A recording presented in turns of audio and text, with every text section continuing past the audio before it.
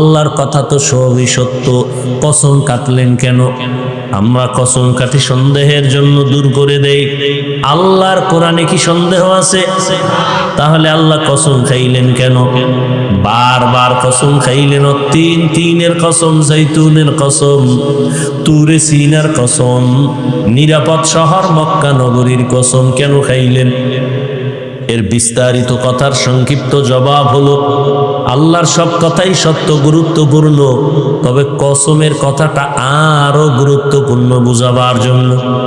2 number কথা হলো, আল্লাহ যেই জিনিসের উপর কসম করবেন ওই জিনিসটা অনেক দামি, এটা বুঝাবার জন্য। যেমন ওয়াল আসর, আসরের শপথ করলেন, আসর বড় দামি একটা সম্পদ। আসমানের কসম করেছেন, আসমান বড় একটা অমূল্য সম্পদ। জমিনের কসম খেয়েছেন, জমিন বড় দামি একটা সম্পদ। সূর্যের কসম খেয়েছেন, সূর্য বড় দামি একটা সম্পদ।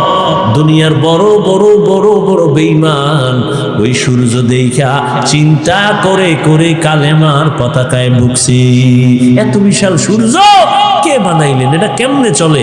সকালে ঘুরতেছে ঘুরতেছে ঘুরতেছে, আবার সারা দুনিয়ার মানুষের আলো দিয়া আবার জাগায় সকালে সেই সূর্য হাজির। আল্লাহ তাআলার এগুলো এক একটা নিদর্শন।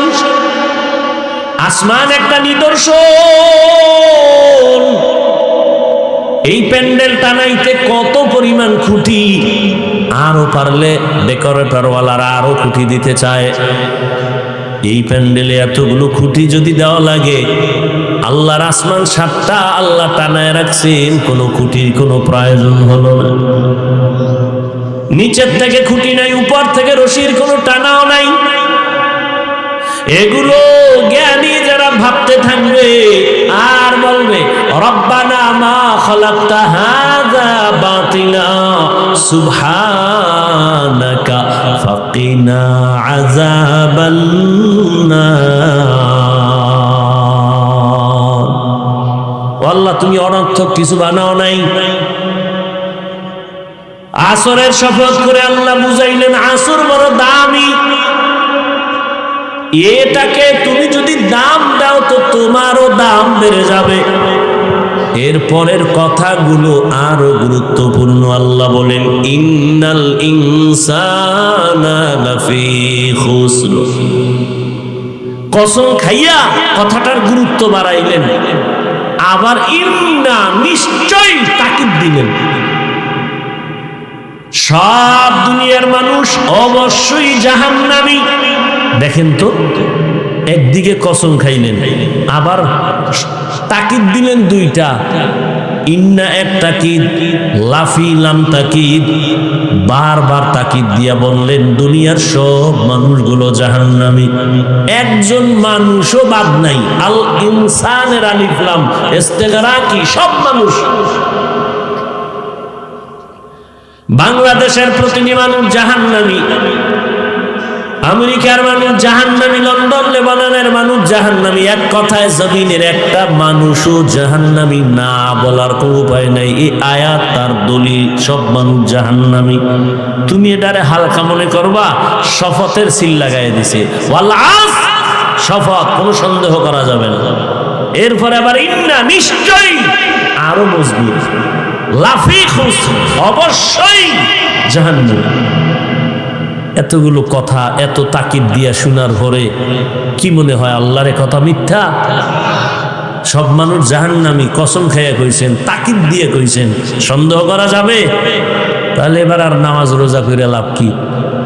আল্লাহ শপথ করেই যদি বলে সব মানুষ জাহান্নামী, তাহলে আর ইবাদত করে লাভ কি?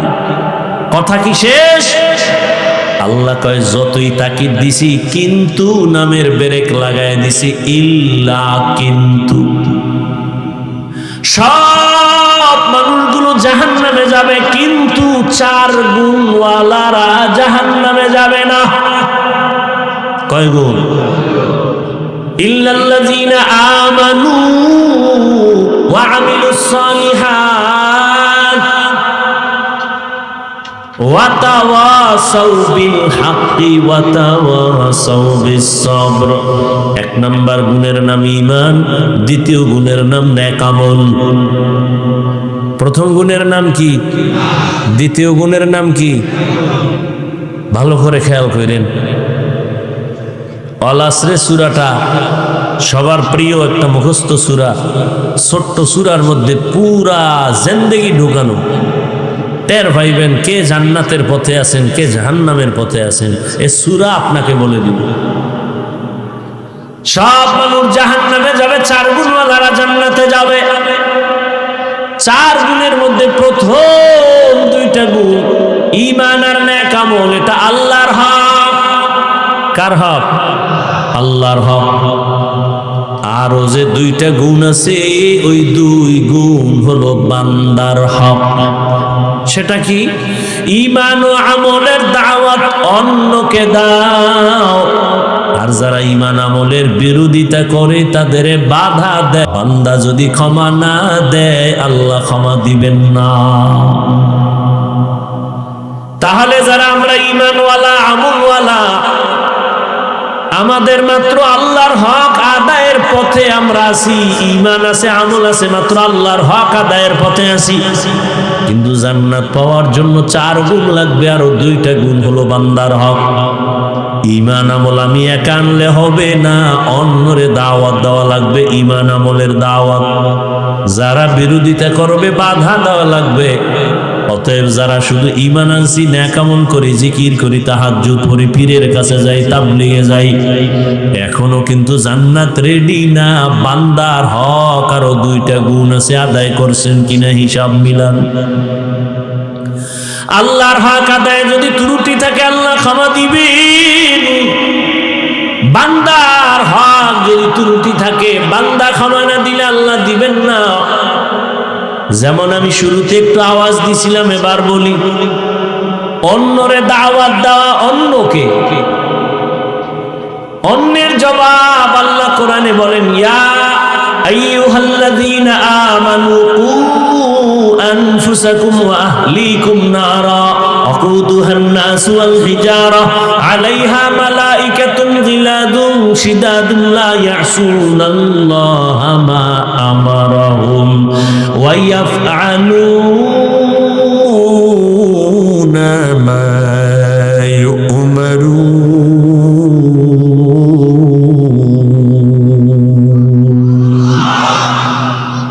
আল্লাহ বলেন, ও মুমিন, জাহান্নাম থেকে নিজেকে বাঁচাও, তোমার আহালকে বাঁচাও। প্রত্যেক মা বাবার জন্য আহাল তার সন্তান, স্বামীর জন্য আহাল তার স্ত্রী, শিক্ষকের জন্য আহাল তার ছাত্র, ইমাম ও খতিবের জন্য আহাল মসজিদের মুসল্লি, ওয়ার্ডের মানুষ, মেম্বরের আহাল, চেয়ারম্যানের আহাল, ইউনিয়নের মানুষ, সরকারের আহাল, গোটা দেশবাসী, ওলামায়ে কেরামের আহাল, গোটা দুনিয়ার মুসলমান উম্মত।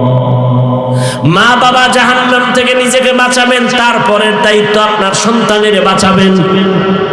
স্বামী, আপনি জাহান্নামের আগুন থেকে নিজেকে বাঁচাবেন, তারপরের দায়িত্ব স্ত্রীকে বাঁচাবেন। শিক্ষক, জাহান্নামের আগুন থেকে নিজেকে বাঁচাবেন, তারপরে দায়িত্ব আপনার আহাল ছাত্রকে জাহান্নামের আগুন থেকে বাঁচাবেন। ইমাম খতিব সাহেব, জাহান্নামের আগুন থেকে আগে নিজেকে বাঁচাবেন, দ্বিতীয় দায়িত্ব আপনার আহাল মুসল্লিদেরকে জাহান্নামের আগুন থেকে বাঁচাবেন। এবার অন্য মানে আহাল, মা বাবার আহাল সন্তান। ও মা বাবা, আপনি নামাজ পড়েননি, রোজা রাখেননি, পর্দা করেননি, এটা আল্লাহর হক। এরপরে আপনার সন্তান, এরা যারা, এদের নামাজের দাওয়াত দিছেননি। নিজে পর্দা করেন, সন্তান পর্দা করে কিনা খবর নিছেননি। কিয়ামতের দিন আল্লাহ সন্তানদের ডাকবেন আর জিজ্ঞাসা করবেন, এই সন্তান, নামাজ পড়ছনি? বলে পড়ি নাই। রোজা রাখছনি? বলে রাখি নাই। কেন? এবার সন্তান বলবে, আমার কোনো দোষ নাই, আমি দুধের দোয়া। তো সমস্যা কি? আমার আব্বা আম্মা সব ঝামেলা। তাই বলে, হ্যাঁ, দলিল কোরআনের আয়াত, সূরা আহজাব 67 নম্বর আয়াত, সন্তান বলবে রব্বানা ইন্না আতা'না সাদাতানা ওয়া কুবারানা ফাআদাল্লুনাস সাবিলা। ও আল্লাহ, আমি বেনামাজি হই নাই, আমার মা বাবা আমারে বেনামাজি বানাইছে। রমজানে আমার আম্মা মাঝে মাঝে বলতো সাহারি খাইয়া রোজা রাখ। আব্বাজান কইছে খবরদার, চেহারা নষ্ট হয়ে যাবে। এরম বাপ নাই? রোজা রাখলে কি নষ্ট হবে? ওই আব্বাজানের জিজ্ঞাসা করতে মনে চায়, এই বাপ নামের কলঙ্ক, রোজা রাখলে চেহারা নষ্ট হবে? এবার তাকায় দেখো, মোবাইল চালাইয়া সারা রাত রুমের মধ্যে গুনা কইরা কইরা চেহারা ভাঙছে। এটা ঠিক কর। সারাটা রাত তোমার সন্তান দরওয়াজা জানালা বন্ধ করে মোবাইলের দিকে তাকাইয়া তাকাইয়া কবিরা গুনাহ কবিরা গুনাহ কবিরা গুনাহ দেখে দেখে চেহারার মধ্যে নূর নাই, চেহারাটা নষ্ট। তোমার এই সন্তানের চেহারাটা ভালো বানাইবা কেমনে? বিয়ার আগেই চেহারাটা নষ্ট হয়ে গেল, যৌবনও শেষ, জীবনও শেষ। বাবায় বাধা দিল, সন্তান মানবে না, কারণ যেই সময় বাধা দেওয়ার নিয়ম ছিল সেই সময় মা বাবায় আদর দিছে, আরো করো, সময় মতো বাধা দেয় না। দুনিয়াটা উল্টে গেছে কেমনে জানেননি? প্রত্যেক সন্তান মা বাবারে ভয় করবে, আর এখন উল্টা মা বাবা সন্তানের ভয় করে, কখন পিডায়। প্রত্যেক ছাত্র শিক্ষকের ভয় করবে, কিন্তু এখন শিক্ষক ছাত্রকে ভয় করে, কখন বেদবি করে বলে। লিকুল্লি শাইইন জিনাতুন ফিল ওয়ারা ওয়া জিনাতুল মারই তামামুল আদাবি আজ খুদা কা ইমে তৌফিকে আদব বেআদব মাহরুম গাশত আজ ফজলে রা। ও পর্দার আড়ালের আম্মা জানেরা, ও আমার বৃদ্ধ বাবাজি, কিয়ামতের দিন সন্তান মা বাবার বিরুদ্ধে আল্লাহর আদালতে আরজি পেশ করবে, হে আল্লাহ, আমার মা বাবা নামাজের তালিম আমারে দেয় নাই, রোজার কথা বলে নাই, ওয়াজ মাহফিলে মাঝে মাঝে বাবায় যাইতো, আমারে দাওয়াত দেয় নাই, আমার আব্বাজান জুমার নামাজে যাইতো, কখনো জুমার নামাজে আমারে ডাকে নাই। এবার আল্লাহ কইব, ঠিক আছে, সব মাইনে নিলাম, তুই বাবার কারণে বড় নাই। আচ্ছা, তোরে না আমি একটা বিবেক দিছিলাম ভালো মন্দ যাচাই করা? কাহা দিছিলি? দেখো না কত সন্তান মা বাবা চায় না নামাজ পড়ুক, এরপরও মা বাবার কথা ডেঙ্গিয়ে গিয়ে নামাজ পড়ে নাই। তা তুই বললি না কেন, ভালোটা গ্রহণ করলি না কেন? সন্তান বলবে, আল্লাহ, এটা আমার বিবেকের সাথে অন্যায় করে ফেলেছি। কথা হলো, আমার তো এটা ইনসাফের আদালত, আজকে বিবেকের বিচার হবে। দাঁড়া দাঁড়া। ইন্নাস সামআ ওয়াল বাসারা ওয়াল ফুআদ কুল্লু উলাইকা কানা আনহু মাসউলা। চোখের বিচার হবে, কানের বিচার হবে, দেমাগের বিচার হবে, বিবেকের বিচার হবে। আল্লাহ যখন এই কথাই বলবেন, সন্তান বলবে, আমার একটা দাবি আছে। কি আছে? আল্লাহ, যেই মা বাবার কারণে দাড়ি রাখতে পারি নাই, মা বাবার বয়ানের অভাবে নামাজি হতে পারি নাই, ও আল্লাহ, আমার দাবি হইল, আমারে যদি তুমি ফিডা একটা, আবারে দুইটা দেওয়া লাগবে। আমারে যদি শাস্তি যা দেও, আমার মা বাবারে ডবল শাস্তি দেওয়া লাগবে। কোরআনের আয়াত, রব্বানা আতিহিম যিফাইনি মিনাল আযাব ওয়ালআনহুম লা'নান কাবীরা। সূরা আহজাব 67 নম্বর আয়াত। মোবাইলে কোরআন শরীফ বাংলাটা ডাউনলোড কইরা সূরা আহজাবের 67 নম্বর আয়াতে সার্চ দিয়া ব্যাখ্যা দেখবেন। কোরআন কেনার মতো তো আপনার কাছে টাকা নাই, জুতা কেনার টাকা আছে, অন্য অন্য সব কেনার টাকা আছে, মাওলার কোরআন কিনে যে ঘরে রাখবেন দেখবেন ওই কপাল নাই। ওই যে বললাম কপাল যদি পুড়ে যায় তা আমি কেন, রসুলের বয়ানও কপালে কালেমা আসে না, বলছি না, ভুলে গেছে। আর কপাল যদি খুলে তো রসুলকে জবাই করতে আসিয়াও কালেমাওয়ালা হয়ে যায়। 27 বছরের যুবক, কি নাম? নবীরে জবাই করতে এসে কালেমা পড়ছে। সেই ওমরের নাম শুনলে এখনো মানুষের অন্তরে কম্পন শুরু হয়ে যায়। কে সে ওমর? রহমতের নবী বলেন, লাউ কানা বাদি নবিয়্যুন লাকানা ওমর, আমার পরে যদি আল্লাহ নতুন কাউকে নবী বানাইতেন, আমার পরে নবী হতো আমার সাহাবী ওমর। অর্ধ দুনিয়া পরিচালনা করেন রাজনীতিবিদ, একজন শিক্ষক হযরত ওমর। দিনের বেলা বিচার করেন, রাতের বেলা জনগণের কি হালাত গিরা গিরা খবর নেই। সেই ওমর যে রাস্তায় চলে শয়তান ওই রাস্তায় চলে না, পালায় যায়। কেমন পাওয়ার আল্লাহ দান করেছেন। ওমর আসতেছে রাস্তা দিয়ে, একটা যুবক মদের বোতল নিয়ে আগাইতেছে। ওমরের দেখা কাঁপ শুরু হয়ে গেছে। ওমর তো কথার আগে তরবারি রেডি, ও আল্লাহ মাফ করে দাও, আর জীবনে মদ পান করবো না, ওমরের হাত থেকে আমারে বাঁচাও। ওমর আসতেছে, দৌড়েই তো পারে না, লজ্জা দাঁড়ায় গেছে। ওমর আইসা, এই যুবক বোতলের মধ্যে কি? ও কাঁপা শুরু হয়ে গেছে। বোতলের মধ্যে তো মদ, দিতে চায় না, দে। ওমরের কাছে যখন বোতলটা দিয়া দিছি, ওমর হাতে বোতল নিয়ে দেখে এক ফোঁটা মদও নাই, পুরা বোতলে দুধে সাদা হয়ে আছে। হরকে দারাত খৌফে হক দরদি মদম, জান্নাতুল মাওয়া বেহদ উরা মাকাম। ঈমান আমলের দাওয়াত অন্যকে দাও,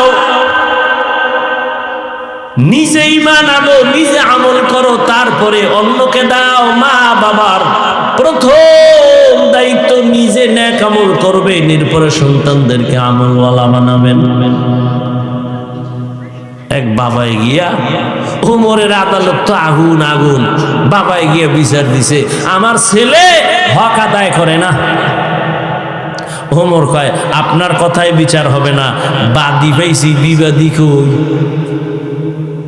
ছেলেরে হাজির করা হলো।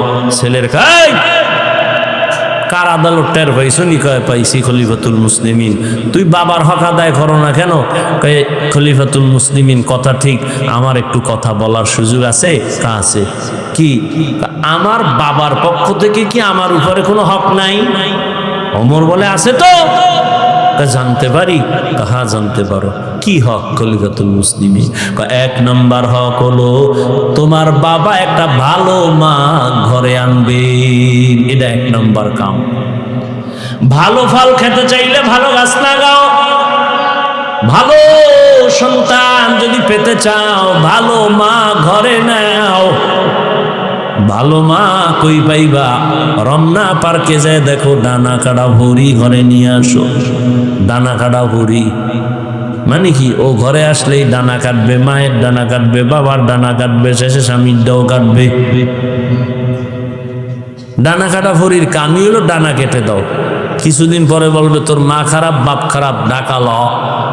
ঢাকা যায় আলাদা ফ্ল্যাট লইয়া কিছুদিন আউলা জাউলা জিন্দেগি চালায়, বলবে তোর ডানাও খারাপ, হিজরত করলাম, থাক তুই একা। ভালো একটা মা ঘরে আনো। এরে পর্দার আড়ালের আম্মা জান, 5 মিনিটে একটা কেচ্ছা শুনাইতে চাই, শুনবেন নি?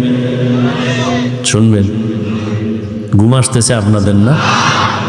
যদি কেউ কয় ঘুমান, পৃথিবীর শ্রেষ্ঠ মিথ্যাবাদী সে। বাঙালি রাতে ঘুমায় না, সারাটা রাত মোবাইলের হক আদায় করে। বউয়ের হক আদায় করে না, সন্তানের হক আদায় করে না। কিসের হক আদায় করে? মোবাইলের হক। এক সূরায় কয় যদি আল্লাহ উসিলায় মাফ করে। সারাটা রাত মোবাইল আর মোবাইলে গুনাহ গুনাহ গুনাহ, ঘরটার মধ্যে শুধু গুনাহ চলে। বাইসে গেছো মুহাম্মদের উম্মত হইয়া, না হয় রাতের ঘুমের মধ্যেই উইঠা দেখতি চেহারাটা শুকর হয়ে গেছে, কুত্তার মতো হয়ে গেছে, শুধু মুহাম্মদের উম্মত হওয়ার কারণে বেঁচে গেলাম। অন্য নবীর উম্মতেরা গুনাহ করলে ঘুমের মধ্যে চেহারা পাল্টায় যাইত, তার থেকে গুনাহ তো তোমরা কম করো না, কিন্তু চেহারা কেন পাল্টায় না? রহমতের নবীর আমরা উম্মত, আর আমার আল্লাহ আমার নবীর এত মোহাব্বত করতেন। মুসা নবী আল্লাহর বন্ধু, ঈসা নবী আল্লাহর বন্ধু, আমার নবী আল্লাহর বন্ধু, সব নবী আল্লাহর বন্ধু। তবে সব নবীরা আমার আল্লাহর আশিক, আর আমার আল্লাহ হলেন মুহাম্মদের আশিক।